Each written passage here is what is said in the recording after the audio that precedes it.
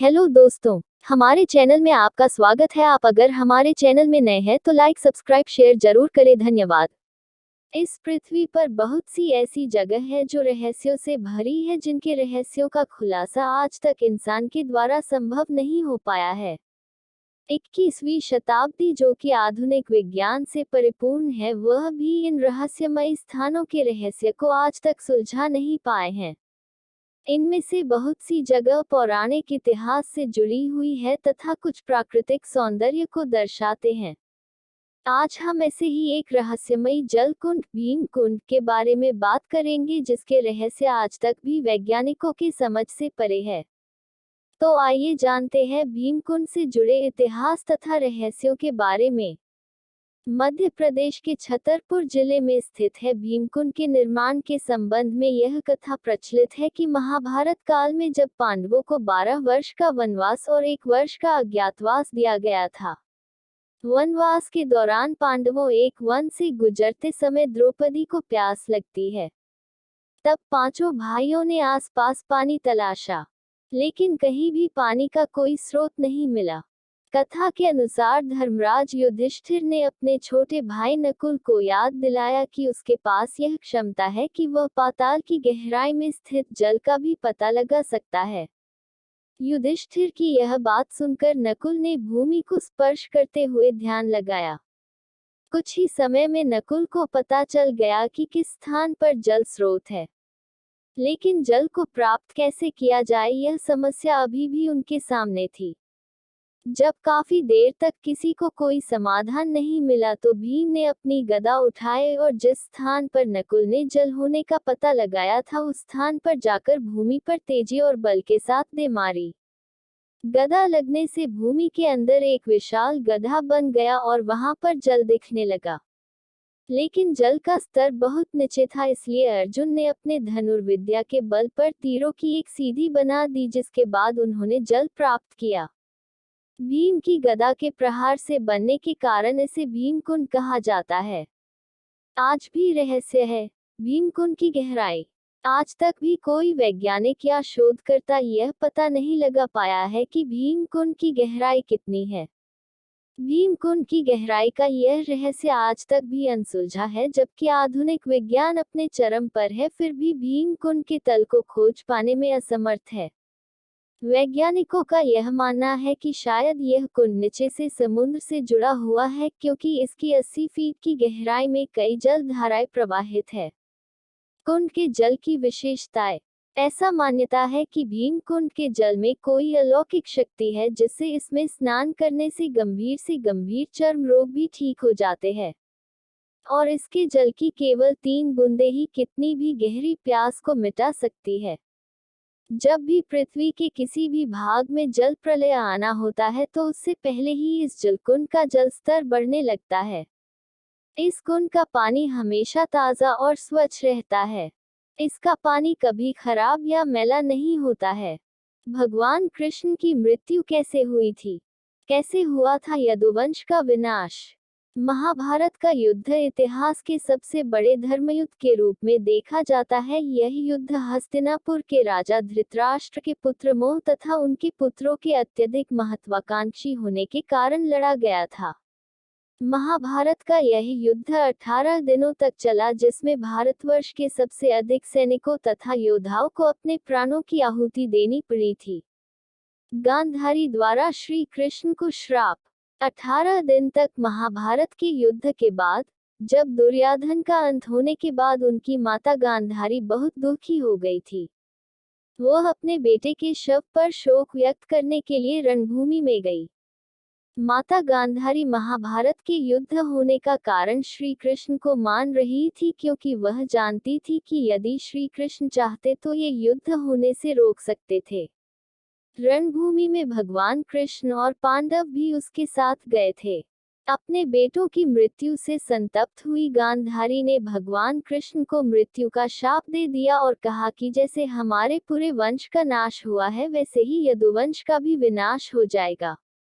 भगवान कृष्ण मुस्कुराए और स्वयं पर लगा अभिशाप स्वीकार कर लिया। और ठीक 36 वर्षों के बाद उनका अंत एक शिकारी के हाथों हुआ। श्राप के 35 वर्ष बाद की घटना।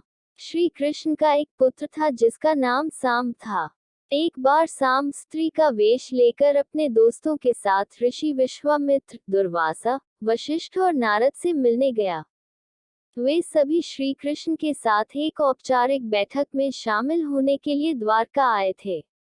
स्त्री के वेश में साम ने ऋषियों से कहा कि वो गर्भवती है। वे उसे ये बताएं कि उसके गर्भ में बच्चे का लिंग क्या है। उनमें से एक ऋषि ने इस खेल को समझ लिया और क्रोधित होकर साम को श्राप दिया कि वो लोहे के तीर को जन्म देगा, जिससे उनके कुल और साम्राज्य का विनाश होगा। साम ने ये सारी घटना उग्रसेन को बताई। उग्रसेन ने साम से कहा कि वे तांबे के तीर का चूर्ण बनाकर प्रभास नदी में प्रवाहित कर दे, इस तरह उन्हें उस श्राप से छुटकारा मिल जाएगा। सांबा ने सब कुछ उग्रसेन के कहे अनुसार ही किया। साथ ही उग्रसेन ने ये भी आदेश पारित कर दिया कि यादव राज्य में किसी भी प्रकार की नशीली सामग्रियों का ना तो उत्पादन किया जाएगा और ना ही वितरण होगा। इस घटना के बाद द्वारका के लोगों ने विभिन्न अशुभ संकेतों का अनुभव किया। सुदर्शन चक्र, कृष्ण के शंख, उनके रथ और बलराम के हल का अदृश्य हो जाना, अपराधों और पापों में बढ़ोतरी होना, लाज शर्म जैसी चीजों का समाप्त हो जाना, स्त्रियों द्वारा अपने पतियों और पुरुषों द्वारा अपनी पत्नियों के साथ विश्वासघात करना आदि। मदिरा के नशे में चूर सात्याकी कृतवर्मा के पास पहुंचा और अश्वत्थामा को मारने की साजिश रचने और पांडव सेना के सोते हुए सिपाहियों की हत्या करने के लिए उसकी आलोचना करने लगा। वही कृतवर्मा ने भी सात्याकी पर आरोप मढ़ने शुरू कर दिए। बहस बढ़ती गई और इसी दौरान सत्याकी के हाथ से कृतवर्मा की हत्या हो गई। कृतवर्मा की हत्या करने के अपराध में अन्य यादवों ने मिलकर सात्यकी को मौत के घाट उतार दिया। जब कृष्ण को इस बात का पता चला तो वे वहां पर प्रकट हुए और एरका घास को हाथ में उठा लिया। ये घास एक छड़ में परिवर्तित हो गई, जिससे श्री कृष्ण ने दोषियों को सजा दी। मदिरा के नशे में चूर सभी ने घास को अपने हाथ में उठा लिया और सभी के हाथ में मौजूद वो घास लोहे की छड़ बन गई, जिससे सभी लोग आपस में ही भिड़ गए और एक दूसरे को मारने लगे। वब्रू, दारुक और कृष्ण के अलावा अन्य सभी लोग मारे गए। बलराम इस उपद्रव का हिस्सा नहीं थे, इसलिए वो भी बच गए।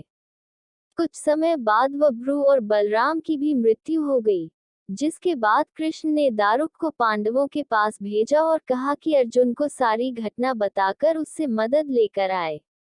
श्री कृष्ण की मृत्यु। दारुक इंद्रप्रस्थ की ओर रवाना हो गया और पीछे से ही श्री कृष्ण ने अपना देह त्याग दिया। कृष्ण की मृत्यु की घटना प्रभास नदी से ही जुड़ी है, जिसमें लोहे की छड़ का चूर्ण बहाया गया था। लोहे की छड़ का चूर्ण एक मछली से निगल लिया और वह उसके पेट में जाकर धातु का एक टुकड़ा बन गया।